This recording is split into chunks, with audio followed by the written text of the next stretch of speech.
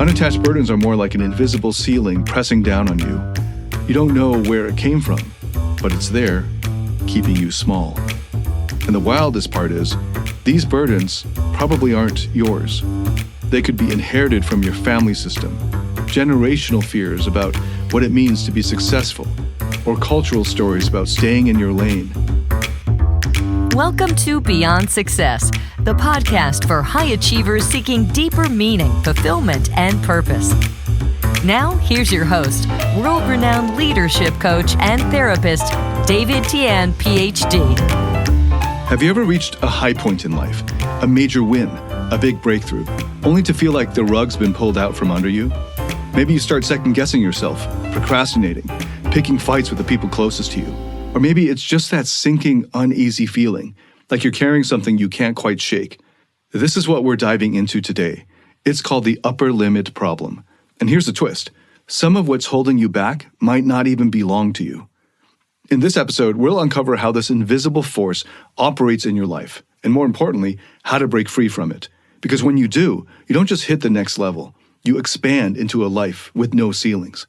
Imagine waking up with clarity, purpose, and the confidence that your success won't collapse under its own weight. Imagine letting go of that quiet fear that things are too good to be true. Removing these invisible limits opens up more than just opportunities. It unlocks a deeper sense of joy, love, and fulfillment that lasts. But the flip side is, if you don't address this, it doesn't just go away. That tension, that shrinking back, it compounds. You end up sabotaging relationships, missing out on opportunities, and staying stuck in a loop of frustration.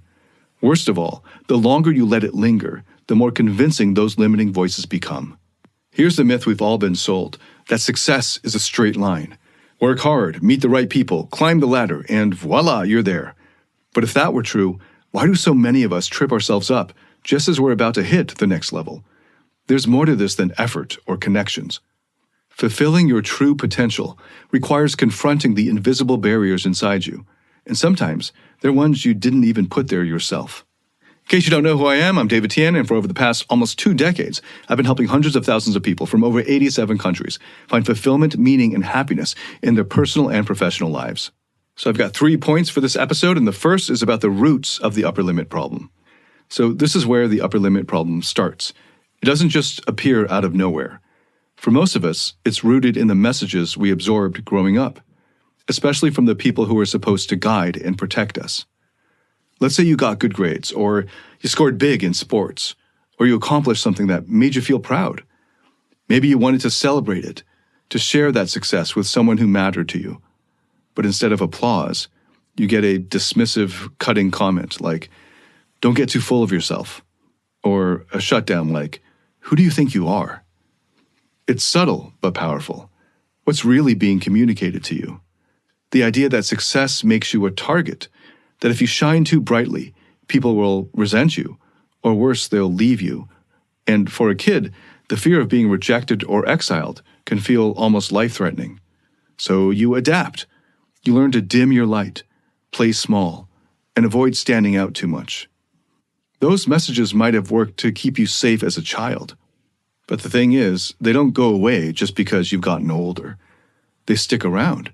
They fester. They grow, shaping how you think about yourself and what you're willing to pursue. Here's where it gets deeper. Those early experiences don't just create beliefs. They also carry emotional energy, like fear, shame, rejection. And this energy doesn't always attach to a specific memory or a specific part of you. Sometimes it just hangs in the air like a heavy cloud, vague but oppressive. And in IFS therapy, internal family systems therapy, this is what we call an unattached burden. Unattached burdens are different from the voices in your head. They're not a part of you saying, "Don't screw this up," or "You're not good enough." Unattached burdens are more like an invisible ceiling pressing down on you. You don't know where it came from, but it's there, keeping you small. And the wildest part is, these burdens probably aren't yours. They could be inherited from your family system, generational fears about what it means to be successful, or cultural stories about staying in your lane. For those of us who have parents who are from Asian countries that became communist, were close to becoming communist, Standing out, or being successful, or being in the elite could bring with it lethal consequences. And when these generational burdens are passed down, mostly unconsciously, it's like carrying a suitcase full of someone else's stuff, except you don't even know you're carrying it. All you know is that it feels heavy. And this is where IFS, Internal Family Systems, gives us a way to break it down. IFS therapy is all about understanding the different parts of your internal system, the protectors, exiles, and even these unattached burdens that don't belong to any specific part of you.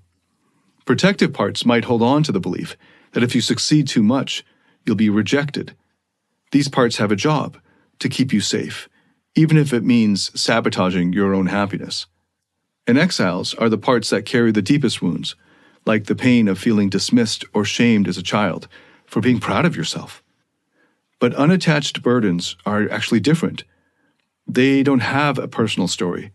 They're just energy sitting there, creating this low-level resistance that makes you hesitate or pull back when things start to go well. You might not even realize they're there until you start asking the right questions. Here's an example. A client once told me, "Every time I get close to a big opportunity, I just freeze. It's not like I'm hearing a voice in my head. It's more like this weird heaviness, like I can't move forward, like I'm stuck." That's a great description of an unattached burden.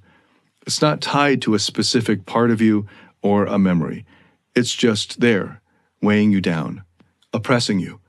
The good news is that you can release these burdens. Whether they're tied to parts of you or free-floating energy, they don't have to stay. But first, you've got to recognize them.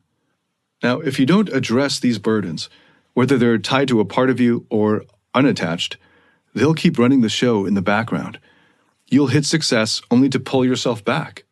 You'll find happiness only to feel guilty about it. You'll tell yourself you're ready to grow, but then something will always hold you back. And the worst part is that it happens so subtly, you probably won't even realize it's happening. You might convince yourself this is just how life is, but it's not. These limits aren't real, at least they don't have to be yours. They're inherited, absorbed, or created, and they can be released. So where do you go from here? It starts again with awareness. Start noticing those moments when you shrink back or hesitate. Ask yourself, is there a part of me trying to protect me right now? Or am I feeling something bigger, heavier, something that doesn't actually come from me? Next, create space for curiosity. If you sense an unattached burden, sit with it. Don't push it away or try to fix it. Just notice it. Sometimes even acknowledging its presence is enough to begin loosening its grip over you. And this awareness is required to finally free yourself from the invisible limits, keeping you from fulfilling your full potential. Now, let's get to the second point, and this is about how the upper limit problem shows up in your adult life. Because it's not always obvious. It doesn't walk in the door and just announce itself. It sneaks in through small, seemingly unrelated behaviors that hold you back in ways that you might not even notice at first. Okay, so one of the most common ways this shows up is procrastination. Like, you've got a big opportunity or an exciting project, and suddenly you're scrolling your phone or reorganizing your sock drawer or just basically putting it off. It's not laziness, it's fear, hidden in plain sight. Or maybe you found yourself in unnecessary conflicts, a heated argument with your partner the night before a major presentation, or a passive-aggressive comment to a friend after they praise your accomplishments. These aren't coincidences. They're your internal system stepping in to create chaos, to pull you back to where it feels safe. Then there's the energy crash. Everything's going great, you hit a new milestone, people are celebrating you, and out of nowhere you feel drained, like the air has been sucked out of the room. It doesn't make any sense to you, but there it is.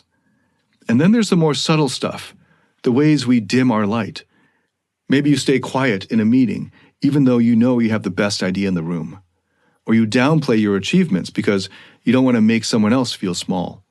On the surface, it might seem noble, but underneath, it's often fear. Fear of rejection, fear of being too much, the fear of being alone. Sometimes these patterns come from parts of you that are trying to protect you. Like a critic might say, "Don't speak up or they'll think you're arrogant." Or another type of protector might whisper, Stay small, it's safer that way. But not all resistance comes from a part with a clear voice or role, remember. Some of it will feel or might feel heavier, vaguer, like an invisible weight pressing on you. And again, this is where unattached burdens come in. Unattached burdens can amplify those feelings of being stuck, anxious, or off balance. And what's tricky is they don't give you a clear story to work with. Like you might say, I don't know why, but every time I get close to achieving something really big, I feel stuck. Or I can't explain it, it's just this nagging feeling like I shouldn't be here. These burdens don't belong to any specific part of you. They're like an energetic fog that seeps into your system, creating resistance without a clear source. They might come from your family, generational fears or beliefs that were never yours to carry, or they might come from the culture around you, the messages you absorbed growing up about what's acceptable, what's safe, what's possible, or how you had to be. So IFS therapy gives you a way to work with this. It helps you to look at the resistance and ask, where is this coming from? Is this a part of me, or like a critical protector trying to keep me safe? Or is it an unattached burden, an energy that doesn't even belong to me? So here's how you can start. First, get curious about the resistance. The next time you catch yourself procrastinating or shrinking back or feeling drained, first pause. Notice where that resistance shows up in your body. Is it in your chest, your stomach, your shoulders, in your head, around your face or your temples? Okay, then ask, is there a part of me here? Parts of yourself will often speak up when you ask, or you're searching for them when prompted. You might hear something like, I don't want you to get hurt, or I don't want people to think you're selfish. This is actually coming from a positive intent. And if you hear that, great, you've now identified a part of you, and now you can do the standard IFS work with it. But if there's no clear voice, if it's just a heavy, stuck feeling, that might be an unattached burden. And the key here is not to fight it. Instead, just sit with it, notice it. Again, simply acknowledging its presence can often start to shift it. Unattached burdens often respond to visualizations. So you might imagine the heaviness as a dark cloud that slowly lifts and dissolves, or as a weight that you set down and leave behind. It doesn't need to belong to you anymore. And there's a whole process that a good, experienced IFS therapist or professional can lead you through to help you let go of the unattached burdens. Understanding the difference between your own parts and unattached burdens is really important. If you treat an unattached burden like a part of you, you'll end up spinning your wheels, trying to reason with something that doesn't have positive intention or doesn't have your best at heart. And if you ignore the parts, you miss the chance to unburden them and let them step into healthier roles as part of you. When you can make this distinction, you unlock a lot of clarity. You stop feeling like success is a fluke or that happiness will slip away.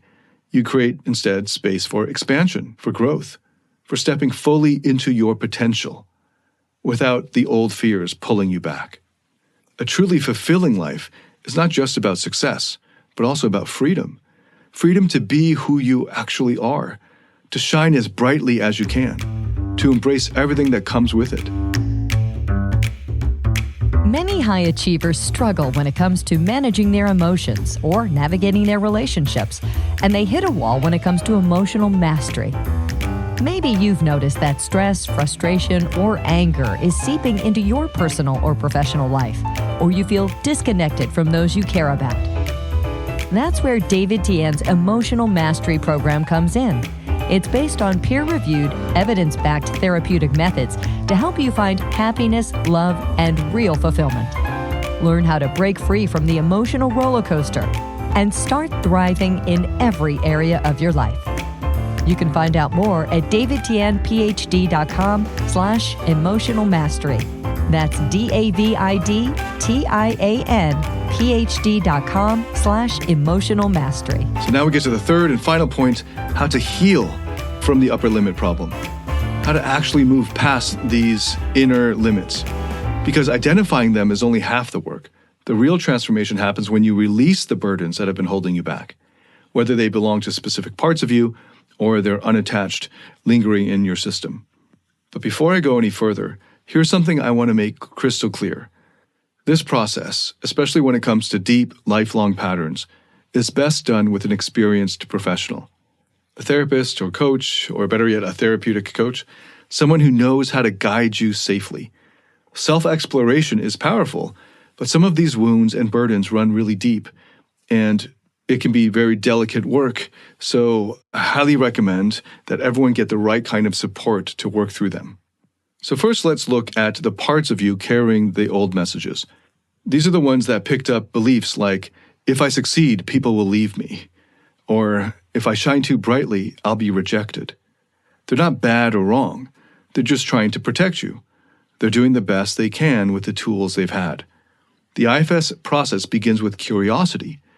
When you notice a part of you holding you back, maybe an inner critic or some other kind of protector, pause and turn toward it. Ask, what are you afraid might happen if I were to succeed?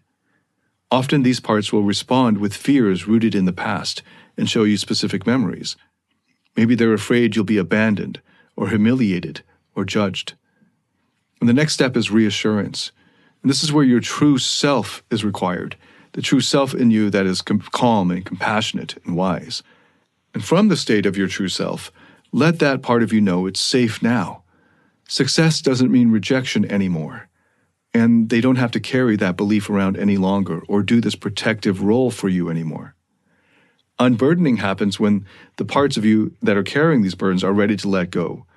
And this could look like imagining the belief as a weight that they set down or bury, or seeing it as a dark energy that leaves the body and dissolves into the light, or any number of ways, really. And when this happens, you'll feel a shift. It's subtle but powerful, like a knot, finally loosening after years of tension. And again, once you get to the unburdening process, I highly recommend that everyone work with an experienced professional to do this. Okay, what about the heavier, vaguer type of burden? The kind that doesn't seem tied to a specific memory or voice in you. These are more likely the unattached burdens, and they require a different approach. Start by noticing where the energy shows up in your body. Maybe it's a tightness in your chest, or a heaviness in your stomach, or a weight on your shoulders. Don't try to analyze it, just locate it first. Once you've found it, witness it. So it might just show up as a visual image in your mind's eye. Imagine yourself sitting with this energy, almost like you're observing it from a distance. What does it feel like? What does it look like? Sometimes unattached burdens appear as shapes or colors, or as physical sensations you feel. Now, gently invite it to release. One way to do this is through visualization. You can imagine the energy leaving your body and returning into the earth, where it can transform into something neutral or even positive. Or picture it dissolving into light, like fog burning off under the sun. The key here is not to force it, just create space for it to go. And again, having a professional guide you through this can make all the difference. These burdens often have roots that you can't see on your own, and someone skilled with the right amount of experience can help you unearth and release them fully. Once you've released these burdens, whether they belong to parts of you or they were unattached, something really amazing can happen. You start to feel lighter, freer, the resistance fades, and in its place there's a sense of openness.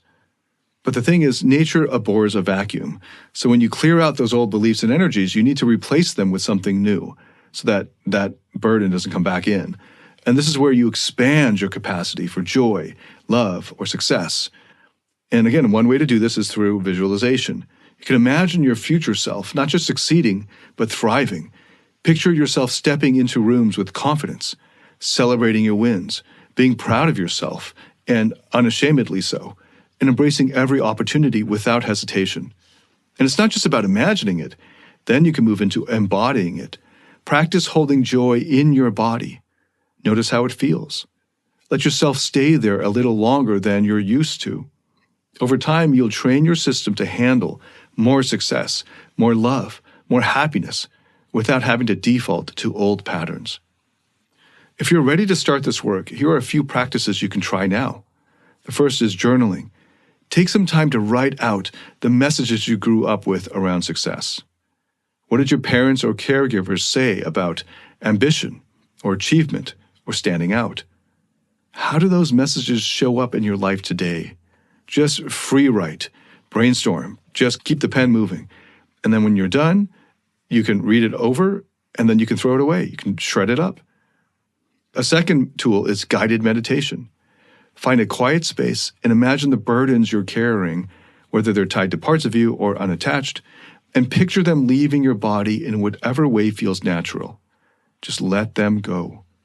I have a very powerful and life-changing guided meditative process for letting go in my courses, Rock Solid Relationships, and in the course, Heart. And the third tool, really simple, is reflection.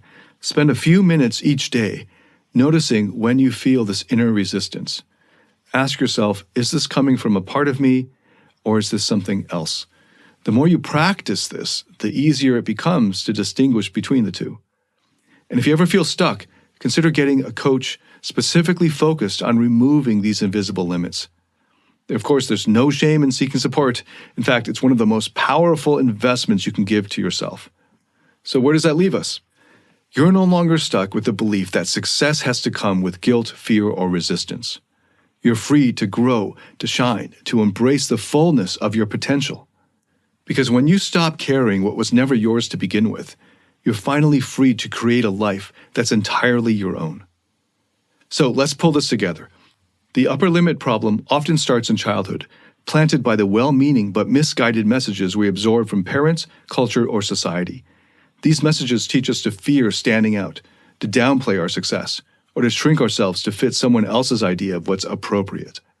Over time, those beliefs turn into internal parts or unattached burdens, creating resistance that blocks our growth. But the good news is, none of this is permanent. Whether it's a part of you carrying a fear of rejection, or it's a heavy, unattached burden weighing you down, both can be released. When you do this work, whether on your own or with professional guidance, you create space for greater joy, success, and freedom than you ever thought possible. To bring this home, let me share a story from one of my clients. I'll call him Jason. Jason was in his late 30s and incredibly accomplished. He'd already built a successful business and had a supportive group of friends, and he was respected in his own community.